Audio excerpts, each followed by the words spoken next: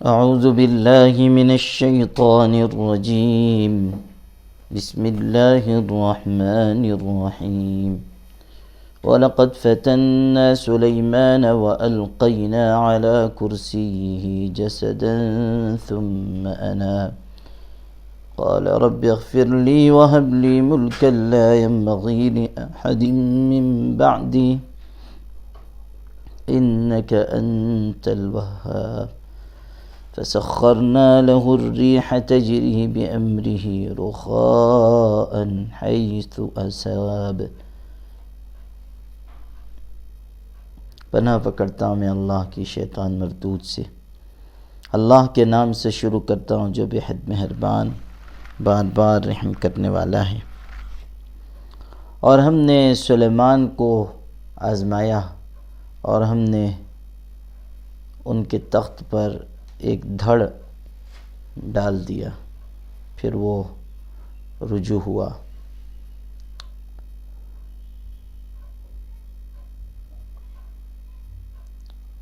آیات کریمہ میں حضرت داؤد علیہ السلام کا تذکرہ کیا گیا اور اس کے بعد ان کے بیٹے حضرت سلیمان علیہ السلام کا ذکر خیر آیا.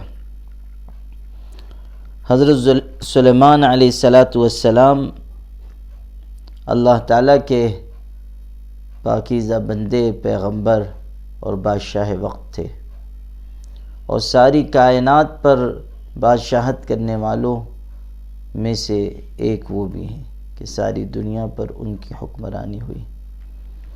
ساری دنیا پر 4 لوگوں نے بادشاہت کی ہے.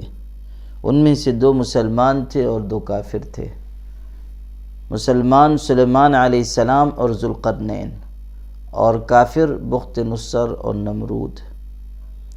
حضرت سلیمان علیہ السلام کو زبردست بادشاہت ملی تھی. ان کا حکم ہوا پر بھی چلتا تھا اور پرندے اور جانور تک ان کی اطاعت کرتے تھے، اور جنوں پر بھی ان کو غلبہ حاصل تھا. حضرت سلیمان علیہ السلام کے سلسلے میں یہاں ایک واقعہ بیان ہو رہا ہے. وہ یہ کہ ایک موقع پر ان کی زبان سے یہ بات نکلی کہ آج میں اپنی 70 بیویوں کے پاس جاؤں گا. ان کی بہت ساری ازواج تھیں اور ان کے ہاں اولاد پیدا ہوگی اور وہ سب اللہ تعالیٰ کے راستے میں جہاد کریں گے. یہ بات انہوں نے بغیر انشاءاللہ کے کہہ دی. چاہیے تو یہ تھا کہ کہتے کہ انشاءاللہ میں ایسا کروں گا، لیکن انہوں نے یہ بات کہہ دی بغیر انشاءاللہ کے. بخاری شریف کی ایک روایت میں 70 بیویوں کی جگہ 40 بیویوں کا تذکرہ آیا ہے.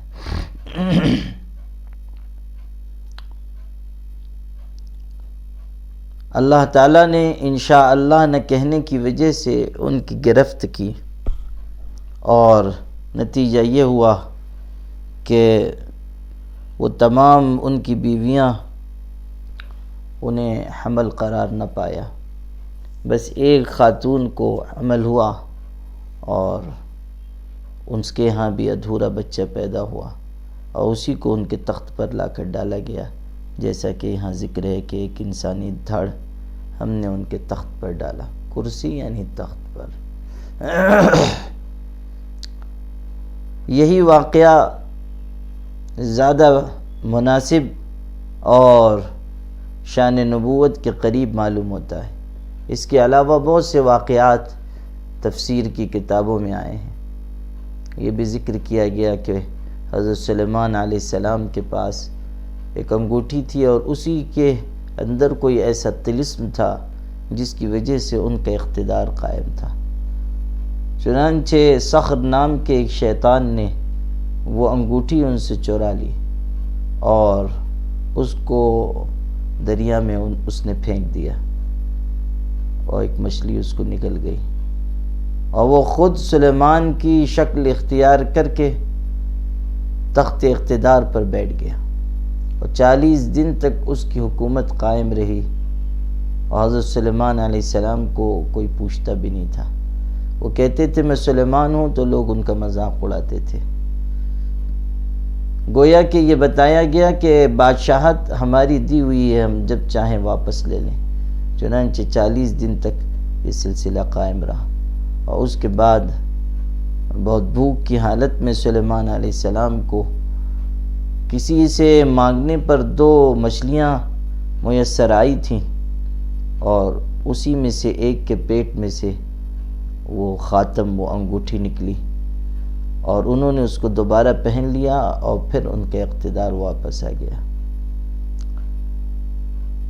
یہ واقعہ اگرچہ کہ تفسیری کتابوں میں آیا ہے، لیکن بے سر و پا قصہ ہے، اس لیے مناسب نہیں ہے کہ اس آیت سے اس واقعے کو جوڑا جائے۔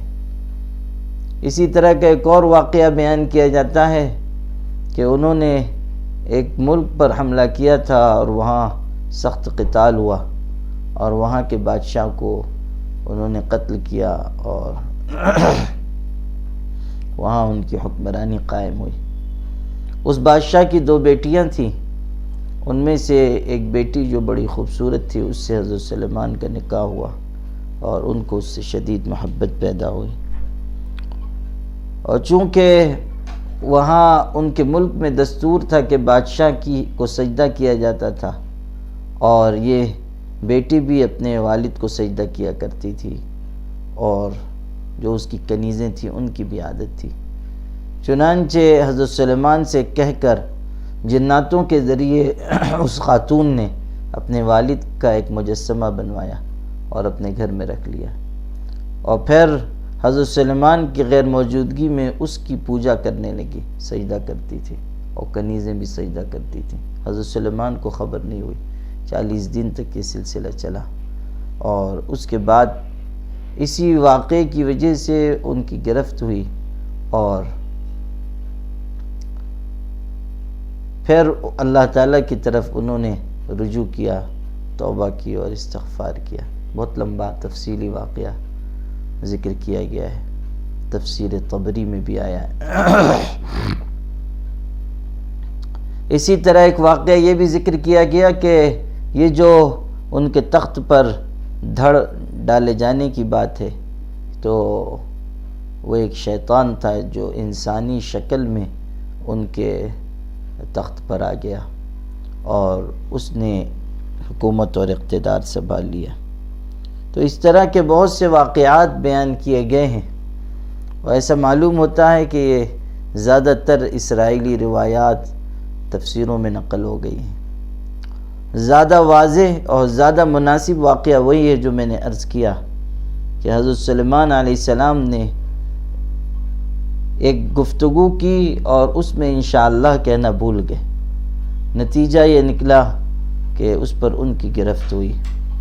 حضور صلی اللہ علیہ وسلم کے واقعات میں بھی پیچھے گزر چکا ہے 15ویں پارے میں کہ آپ نے بھی انشاءاللہ نہیں فرمایا تھا، نتیجہ یہ نکلا کہ وحی رک گئی، اور جب وحی دوبارہ آئی تو یہ تاکید کی گئی کہ لا تقولن لشیء انی فاعل ذلک غدا، کہ کوئی کام جو آپ کرنے والے ہوں یہ نہ کہیے کہ میں کروں گا، ہاں یہ کہ انشاءاللہ کے ساتھ جوڑیے کہ ایسا میں کروں گا انشاءاللہ۔ اور یہ بھی خیال نہ کیا جائے کہ یہ تو چھوٹی سی غلطی ہے، اس لیے کہ جو بڑے ہوتے ہیں ان کی معمولی سی چوک بھی بڑی سمجھی جاتی، نزدیک راں بیش بوت حیرانی، اور حسنات الابرار سیئات المقربین، جو نیکوں کی نیکیاں ہیں وہ تو مقرب لوگوں کے ہیں کہ گناہ میں شمار ہوتی ہیں۔ قال رب اغفر لی وہب لی ملکا لا ينبغی لأحد من بعدی انک انت الوہاب، انہوں نے کہا اے میرے پروردگار مجھ کو معاف فرما اور مجھ کو ایسی بادشاہت عطا کر کہ میرے بعد کسی کو نہ ملے۔ انک انت الوہاب، بے شک آپ ہیں بہت بخشنے والے۔ حضرت سلیمان علیہ السلام پیغمبر تھے، جب انہیں اپنی غلطی کا احساس ہوا تو انہوں نے فوراً اللہ تعالیٰ کی طرف رجوع کیا اور گناہ کی معافی مانگی، اور اسی کے ساتھ ایک دعا بھی مانگ لی، وہ یہ کہ اللہ ایسی بادشاہت ملے جو میرے بعد کسی کو نہ ملے۔ چنانچہ اللہ تعالیٰ نے ان کو ایسی بادشاہت دی جو ان کے بعد کسی کو نہ مل سکی۔ ہوا پر ان کی حکمرانی ہوئی، اور تخت ان کا ہوا پر اڑتا تھا، اور پرندے ان پر سایہ کرتے تھے، اور لاکھوں انسان اور جن ان کے دربار میں حاضر ہوتے تھے۔ فَسَخَّرْنَا لَهُ الرِّيحَ تَجْرِي بِأَمْرِهِ رُخَاءً حَيْثُ أَصَابَ، پھر ہم نے ہوا کو ان کے تابع کر دیا کہ وہ ان کے حکم سے آہستہ آہستہ چلتی تھی، نرمی کے ساتھ، رخاءً آہستہ آہستہ نرمی کے ساتھ چلتی تھی، حیث اصاب جہاں جانا چاہیں، جہاں پہنچنا چاہیں۔ حضرت سلیمان علیہ السلام کی مرضی کے مطابق ہوا ان کو اڑاتی تھی، اور تخت اور اس پر ان کے درباری جن بھی انسان بھی وہ سب ساتھ جاتے تھے، اور اللہ تعالیٰ کی طرف سے ان کو بڑی شان و شوکت سے نوازا گیا تھا۔ وَلِسُلَيْمَانَ الرِّيحَ غُدُوُّهَا شَهْرٌ وَرَوَاحُهَا شَهْرٌ وَأَسَلْنَا لَهُ عَيْنَ الْقِطْرِ وَالشَّيَاطِينَ كُلَّ بَنَّاءٍ وَغَوَّاصٍ، اور ہم نے شیاطین کو مسخر کر دیا، ساری عمارت بنانے والے اور غوطہ لگانے والے۔ شیاطین ان کے حکم کے پابند ہو گئے تھے، اللہ نے ایسی قوت عطا کی تھی کہ سب شیاطین ان کے آگے سرنگوں ہو گئے۔ وہ شیاطین جو عام طریقے پر کسی کے قابو میں نہیں آتے، سب کے سب ان کے قابو میں دے دیے گئے، اور اب تک حضرت سلیمان کا رعب ان پر قائم ہے۔ اور حضرت سلیمان علیہ السلام صرف ان پر حاکم نہیں تھے بلکہ ان کو کام میں لگاتے تھے۔ اسی کی طرف اشارہ ہے، بنا اور غواص۔ بنا یعنی عمارت بنانے والا، اور غواص یعنی غوطہ لگانے والا۔ وَمِنَ الشَّيَاطِينِ مَن يَغُوصُونَ لَهُ وَيَعْمَلُونَ عَمَلًا دُونَ ذَلِكَ، پیچھے گزر چکا کہ کچھ شیاطین ایسے تھے کہ جو ان کے لیے سمندروں میں غوطے لگاتے تھے اور اندر سے قیمتی چیزیں نکال کر لاتے تھے، اور اس کے علاوہ بھی بہت سے کام کرتے تھے۔ اور یہ بھی کہا گیا کہ وہ تماثیل بناتے تھے، یعنی مجسمے بناتے تھے، اور بڑی بڑی دیغیں بناتے تھے، اور ایسی دیغیں ہوتی تھی جیسے تالاب، اتنی بڑی بڑی دیغیں بنائی جاتی تھی، اور اس جنوں کے ذریعے حضرت سلیمان یہ کام لیتے تھے۔ وآخرین مقرنین فی الاسفاد، اور دوسرے بہت سے جو بیڑیوں میں باہم جکڑے ہوئے ہیں، جو حضرت سلیمان کا حکم ماننے سے انکار کر دیتے تھے، ان کو سزا بھی ملتی تھی۔ یہ نہیں ہے کہ بس انہوں نے حکم دیا اور سب نے قبول کر لیا، کچھ سرکش بھی ہوتے تھے۔ شیاطین میں ایک طبقہ ہوتا ہے جس کو مردۃ الشیاطین کہا جاتا ہے، سرکش شیاطین، اور وہ بہت ہی باغی قسم کے اور اپنی ضد پر جمے ہوئے ہوتے ہیں، چنانچہ ان کو ٹھیک کرنے کے لیے سزا کا بھی نظام تھا، اور ان کی اچھی طرح پٹائی بھی کی جاتی تھی اور بیڑیوں میں جکڑ دیا جاتا تھا۔ ھذا عطاؤنا فامنن او امسک بغیر حساب، یہ ہماری بخشش ہے، اب تم احسان کرو یا رکھ چھوڑو، کچھ بھی حساب نہ ہوگا۔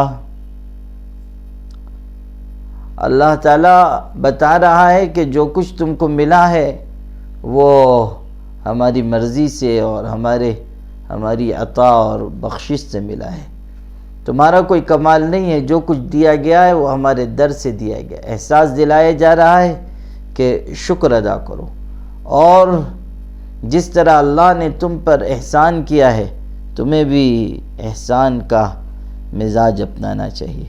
وَإِنَّ لَهُ عِندَنَا لَزُلْفَىٰ وَحُسْنَ مَآب، اور ان کے لیے ہمارے پاس مرتبہ ہے اور بہترین ٹھکانہ۔ یعنی دنیا میں اللہ تعالیٰ نے حضرت سلیمان کو بادشاہت، عزت، شان و شوکت سے مالا مال کیا، یہ تو دنیا کی بات ہے، اور اللہ کے یہاں بھی ان کا بڑا اونچا مقام ہے، اور جب وہ خدا کے یہاں جائیں گے تو اللہ تعالیٰ کی بارگاہ میں ان کے لیے بہترین ٹھکانہ ہے، یعنی جنت ملے گی جو ایسی نعمتوں سے آباد ہوگی کہ کہ دنیا میں انسان ان نعمتوں کا تصور نہیں کر سکتا۔ وَاذْكُرْ عَبْدَنَا أَيُّوبَ إِذْ نَادَى رَبَّهُ أَنِّي مَسَّنِيَ الشَّيْطَانُ بِنُصْبٍ وَعَذَابٍ، اور ہمارے بندے ایوب کو یاد کرو جب انہوں نے اپنے پروردگار کو پکارا کہ مجھ کو شیطان نے تکلیف اور تھکن پہنچا دی ہے، مصیبت اور مشقت میں مجھ کو ڈال دیا ہے۔ حضرت ایوب علیہ السلام بھی پیغمبر ہیں اور ان کی خاص صفت صبر ہے، اور صبر بہت سی خیر کی باتوں کی جامع صفت ہے، اسی لیے قرآن مجید میں اس کا بار بار تذکرہ آتا ہے، اور صبر، کمال صبر کی وجہ سے حضرت ایوب علیہ السلام کی تعریف بیان کی گئی ہے، اس لیے کہ انہوں نے صبر کی بہترین مثال قائم کی۔ وہ بڑے خوشحال اور نعمتوں اور برکتوں سے مالا مال انسان تھے، پیغمبر تو تھے لیکن اسی کے ساتھ ساتھ بڑی نعمتیں ان کو ملی ہوئی تھیں، اور اللہ تعالیٰ نے ان کو مال، اسباب، کھیتیاں، باغات، جائیداد سب عطا کی تھی، صحت و تندرستی بھی بہترین تھی، لیکن پھر ان پر حالات آئے، ان کی اولاد اور اولاد کی اولاد ایک چھت کے نیچے تھی، وہ چھت گر گئی اور سب فوت ہو گئے، اور کھیتیاں اور باغات سب جل گئے، اور مویشی تھے، بہت جانور تھے، جانوروں کے ریوڑ ان کے پاس تھے، بکری، اونٹ، گھوڑے، وہ سب بھی ختم ہوئے، اور پھر ان کے جسم پر بھی آفت آئی اور بیمار کر دیے گئے، اور سخت بیمار ہوئے، تکلیف جھیلتے رہے، لیکن ان ساری مشقتوں اور تکلیفوں اور اذیتوں کو انہوں نے خوش دلی سے برداشت کیا، کبھی بے صبری نہیں کی، اور کبھی یہ اظہار نہیں کیا کہ میں اللہ تعالیٰ کی تقدیر سے مجھے شکایت ہے۔ قرآن مجید کا انداز بھی دیکھیے، حضرت سلیمان کا ذکر ہوا اور اس کے فوراً بعد حضرت ایوب کا تذکرہ ہو رہا ہے۔ حضرت سلیمان علیہ السلام کو بھی نعمتیں ملی تھیں، اور انہوں نے ان نعمتوں پر اللہ تعالیٰ کا شکر ادا کیا، بادشاہت، اقتدار، شان و شوکت، عزت، وجاہت، اور وہ شکر کے راستے پر چلے۔ سورہ نمل میں ہے نا، ھذا من فضل ربی لیبلونی ااشکر ام اکفر، جب چیونٹیوں کی بات انہوں نے سنی تھی اور سن کر ہنس پڑے تو اس وقت کیا کہا؟ ھذا من فضل ربی، کہ یہ میرے پروردگار کا فضل و کرم ہے، اور تاکہ وہ آزمائے کہ میں شکر ادا کرتا ہوں یا نہ شکری کے راستے پر چلتا ہوں۔ شکر ادا کرنے کے راستے پر چلے حضرت سلیمان علیہ السلام، اور ان کے والد حضرت داؤد، شکر کا مطالبہ ان سے کیا گیا تھا، اعملوا آل داؤد شکرا، اے داؤد کے گھر والوں شکر ادا کرو، وقلیل من عبادی الشکور، اور شکر گزار بندے میرے تھوڑے ہیں۔ تو شکر یہ بھی بہت اونچی صفت ہے، اور صبر یہ بھی بہت اونچی صفت ہے۔ ایک پیغمبر کا ذکر ہوا جن کو نعمت، وجاہت، شان و شوکت ملی اور انہوں نے صبر کیا، اور اب ایک پیغمبر کا ذکر ہو رہا ہے کہ جن کو نعمتیں ملی، عزت ملی، وجاہت ملی اور باغات ملے، اور پھر ان پر حالات آئے تو انہوں نے صبر کیا، یعنی دو پیغمبروں کی مثال دے دی گئی، ایک شکر کا نمونہ اور ایک صبر کا نمونہ، اور بتا دیا گیا کہ یہ دونوں راہیں کامیابی کی ہیں، نعمت پاؤ تو شکر ادا کرو، اور کوئی پریشانی آئے تو صبر کرو، نہ نعمت پا کر اتراؤ، مغرور ہو جاؤ، اور نہ مصیبت آنے پر بلبلانے لگو اور شکایت کرنے لگو۔ دونوں قسم کے حالات میں اللہ کی مرضی پر راضی رہو، اور جیسی جو حالت اللہ تعالیٰ کی طرف سے آئے اس کو اللہ کی مرضی سمجھ کر قبول کرو۔ حضرت ایوب علیہ السلام پر بھی مصیبتیں آئیں اور حالات آئے اور انہوں نے صبر کیا۔ جب ان پر آفت آ گئی اور مصیبت بڑھ گئی، انہوں نے پروردگار عالم سے کہا کہ شیطان نے مجھ کو تکلیف اور مصیبت میں مبتلا کر دیا۔ اور کچھ بھی رجلیک، اب اللہ تعالیٰ کی طرف سے آزمائش کے بعد جب وہ کھرے اترے اور انہوں نے اپنے ایمان و یقین کو بہتر طریقے سے ثابت کر دیا اور یہ بتا دیا کہ وہ ایسے نہیں ہیں کہ پھسل جائیں، اور ساری دنیا کے لیے وہ ایک مثال بن گئے، تو اللہ تعالیٰ کی طرف سے حالات دور ہوئے اور پھر سے نعمتوں کی بہار آئی۔ کہا گیا اور کچھ بھی رجلیک، اپنے پاؤں سے زمین کو ایڑ لگاؤ، یعنی زور سے اپنے پیر کو زمین پر مارو۔ اور کچھ بھی رجلیک، ھذا مغتسل بارد و شراب، یہ چشمہ نکلا نہانے کے لیے، ٹھنڈا اور پینے کے لیے۔ حضرت ایوب علیہ السلام سے کہا گیا کہ اپنا پیر زمین پر ماریے اور چشمہ نکلے گا، اس میں سے نہانا بھی ہے اور اس کا پانی پینا بھی ہے۔ چنانچہ انہوں نے زمین پر اپنا پیر مارا، وہاں سے ایک چشمہ بہترین میٹھے پانی کا نکل پڑا، خوشگوار ٹھنڈا پانی، اس سے انہوں نے غسل کیا اور اس کو پیا بھی۔ جو کچھ آفت، مصیبت، مرض اور تکلیف ان کو تھی وہ سب ختم ہو گئی، اور اللہ کے فضل سے پہلے سے زیادہ صحت مند اور تندرست ہو گئے، اور اللہ نے جو کچھ نعمتیں ان سے لے لی تھیں وہ سب ان کو دوبارہ عطا کی۔ اہل و عیال بھی مل گئے، بلکہ دوگنے اہل و عیال ملے پہلے کے مقابلے میں زیادہ، اور مال بھی ملا اور اسباب بھی، اللہ نے خوب ان کو نوازا۔ وَوَهَبْنَا لَهُ أَهْلَهُ وَمِثْلَهُمْ مَعَهُمْ رَحْمَةً مِنَّا وَذِكْرَىٰ لِأُولِي الْأَلْبَابِ، اور ہم نے اس کو اس کے گھر والے اور ان کے برابر یعنی دگنے ان کے ساتھ اپنی طرف سے مہربانی کے طور پر اور دیے، اور عقل مندوں کے یاد رکھنے کے لیے، یعنی اللہ تعالیٰ نے ان کو نوازا، یہ اللہ کی رحمت تھی، اور اس لیے بھی کہ دنیا والے دیکھ لیں کہ اللہ جب عطا کرنے پہ آتا ہے تو بے حساب عطا فرماتا ہے، انسان کے وہم و گمان سے بڑھ کر اللہ تعالیٰ نوازتا ہے، یہ اشارہ ہے۔ حضرت ایوب علیہ السلام کو اللہ تعالیٰ نے پہلے کے مقابلے میں اور زیادہ نعمتیں عطا کی۔ جس وقت ان کو یہ حکم ہوا تھا کہ اپنا پیر زمین پر ماریے، اور انہوں نے اس حکم کی تعمیل کی اور چشمہ نکلا، اس وقت ان کی اہلیہ کہیں گئی ہوئی تھی، اور جب وہ واپس آئیں تو حضرت ایوب کو نہ پایا، اس لیے کہ حضرت ایوب کی حالت بدل گئی تھی، وہ بہترین صحت مند خوبصورت نظر آ رہے تھے، اور پہلی حالت بالکل بیماری، کمزوری کی، نقاہت کی تھی۔ یہ پہچان نہیں سکی کہ یہی میرے شوہر ایوب ہیں، چنانچہ حضرت ایوب سے پوچھا کہ یہاں ہمارے شوہر تھے اور بیمار انسان، وہ کہاں چلے گئے؟ انہوں نے کہا کہ میں ہی ایوب ہوں۔ انہوں نے پہچاننے سے انکار کر دیا، حالت میں ایسی تبدیلی آ گئی تھی، لیکن پھر حضرت ایوب کے ہنسنے کا ایک مخصوص انداز تھا، اسی انداز کی وجہ سے حضرت کی بیوی نے ان کو پہچانا اور بڑی خوش ہوئی۔ اللہ اکبر۔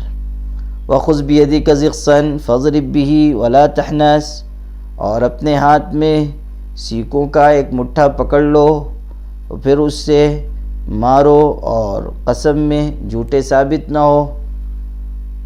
ہوا یہ تھا کہ حضرت ایوب علیہ السلام بیماری کے درمیان حضرت ان کی اہلیہ سے ناراض ہو گئے تھے، خفا ہو گئے تھے، کوئی وجہ پیش آئی وہ خفا ہو گئے، حالانکہ اس خاتون نے ان کی بڑی خدمت کی اور وفا کی ایک مثال قائم کی، سب ساتھ چھوڑ کر چلے گئے تھے، رشتہ داروں نے منہ پھیر لیا تھا، پڑوسی دیکھنے کے لیے تیار نہیں ہوتے تھے، لیکن وہ بیچاری خاتون ایسی تھی کہ جس نے پوری وفاداری نبھائی، لیکن کسی وقت کوئی غلطی ہو گئی اور اس غلطی کی وجہ سے یہ خفا ہوئے، اور بیمار تھے، کمزور تھے، اس لیے کہہ دیا کہ جب میں صحت یاب ہو جاؤں گا، اگر میں صحت یاب ہو جاؤں گا تو تم کو 100 بید ماروں گا، یعنی 100 لکڑیاں تم کو ماروں گا۔ ظاہر ہے کہ یہ سزا ذرا سخت تھی، اور ایسی خاتون جس نے ایسی خدمت کی ہو، اب ان کو اس طرح سزا دینا کسی بھی طرح مناسب نہیں تھا۔ اللہ تعالیٰ نے ایک راستہ نکالا، اور وہ یہ کہ تم نے چونکہ قسم کھا لی ہے اور قسم کو پورا کرنا ضروری ہے، تو ایسا کرو کہ سینکیں جمع کر لو، اور 100 سینک ایک جگہ جمع کر کے اس کا ایک چھوٹا سا گٹھا بنا کے اس سے ایک دفعہ مار دو تو قسم پوری ہو جائے گی۔ یہ قسم کی تدبیر سکھائی گئی۔ ہمارے علماء نے لکھا ہے کہ جو حیلہ کیا جائے کسی معروف کے لیے، کسی بھلے کام کے لیے اور احکام الہی کے پورا کرنے کے لیے، وہ درست ہے۔ البتہ حیلہ کرنا اللہ تعالیٰ کے حکم کو توڑنے کے لیے یہ ناجائز ہے۔ حیلہ کرنا اللہ تعالیٰ کے حکم کو ٹالنے کے لیے یہ درست نہیں ہے۔ جیسے لوگ زکوٰۃ کے سلسلے میں حیلہ کرتے ہیں کہ سال پورا ہونے والا ہے، جائیداد بیوی کے نام پہ کر دی، اور زکوٰۃ کے وجوب سے اپنے آپ کو گویا کہ بچا لیا، اور پھر دوسرا سال ابھی ختم نہیں ہو رہا تھا کہ بیوی نے شوہر کے نام پہ کر دیا، وہ سال گزرنے کی شرط نہیں پائی گئی، اس لیے زکوٰۃ ان کے گمان کے مطابق نہیں ہوئی۔ یہ حیلہ کرتے ہیں تاکہ زکوٰۃ نہ دینا پڑے، حالانکہ ایسے حیلے اور ناجائز ہیں، اور ایسے حیلے انسان کے لیے نقصان کا سبب ہے۔ حیلہ ایسا ہو کہ جو اللہ کے حکم پر، اللہ کے حکم کی تعمیل کے لیے ہو تو اس کا جواز ہے، جیسا کہ یہاں خود اللہ تعالیٰ نے ایک تدبیر حضرت ایوب علیہ السلام کو سکھائی تھی، اور کہا کہ تم ایسا کر لو اور تمہاری قسم جھوٹی نہیں ہوگی۔ انا وجدناہ صابرا، ہم نے اس کو صبر کرنے والا پایا۔ حضرت ایوب کی تعریف ہو رہی ہے۔ حضرت سلیمان علیہ السلام شاکر بندے ہیں، اور حضرت ایوب صابر بندے ہیں۔ صبر بھی سکھایا گیا اور شکر بھی سکھایا گیا، اور صبر و شکر دونوں کے ذریعے امت مسلمہ کو، قرآن کے مخاطب افراد کو بتا دیا گیا کہ دیکھو، ایک نے شکر کا راستہ اپنایا اور کامیاب ہوئے، دوسرے نے صبر کا راستہ اپنایا، وہ بھی سرخرو ہوئے۔ ان کی بھی تعریف قرآن میں آئی، نعم العبد کہہ کر کے بہترین بندے ہیں، اور ان کی بھی تعریف قرآن میں آئی یہ کہہ کر کہ نعم العبد انہ اواب۔ بالکل وہی الفاظ ہیں جو حضرت سلیمان کے لیے استعمال ہوئے کہ بہترین بندہ ہے اور ہماری طرف جھکنے والا ہے، اور وہی الفاظ استعمال ہوئے حضرت ایوب علیہ السلام کے لیے۔ گویا کہ ایک درس ملا کہ ہر حالت میں رجوع کیا جائے، رجوع الی اللہ کی یہ تعلیم دی جا رہی ہے کہ حالت چاہے مشکل کی ہو چاہے آسانی کی ہو، اور زمانہ چاہے فقر و فاقے کا ہو یا کشادگی کا ہو، انسان خدا تعالیٰ کی طرف رجوع کرے۔ رجوع کرنا اللہ تعالیٰ کی طرف یہ بندگی کا کمال ہے، اور یہ عاجزی اور تواضع اور فروتنی ہے، اور جتنا انسان جھکتا جاتا ہے وہ عبادت میں اتنا ہی ممتاز ہوتا ہے۔ اس لیے کہ عبادت کی اصل جھک جانا ہے اور عاجزی اختیار کرنا ہے۔ ہمارے علماء نے لکھا ہے کہ الاصل فی العبادات غایت التذلل، عبادات کی اصل تو عاجزی اختیار کرنا ہے، عاجزی جتنی بڑھے گی بندگی اتنی کامل ہوگی۔ تو حضرت سلیمان علیہ السلام بھی اور حضرت ایوب بھی دونوں کے بارے میں کہا گیا کہ بہت ہی بہترین بندے ہیں اور رجوع کرنے والے ہیں۔ حضرت ایوب علیہ السلام کا ذکر یہاں مکمل ہوا، اور آگے پھر اور اللہ تعالیٰ کے نیک بندوں حضرت ابراہیم، اسحاق، یعقوب وغیرہ کا تذکرہ ہے۔ انشاءاللہ اس کو کل پڑھیں گے۔ بارک اللہ لی ولکم فی القرآن العظیم ونفعنی وإیاکم بالآیات والذکر الحکیم، انہ تعالی جواد کریم ملک بر رؤوف رحیم۔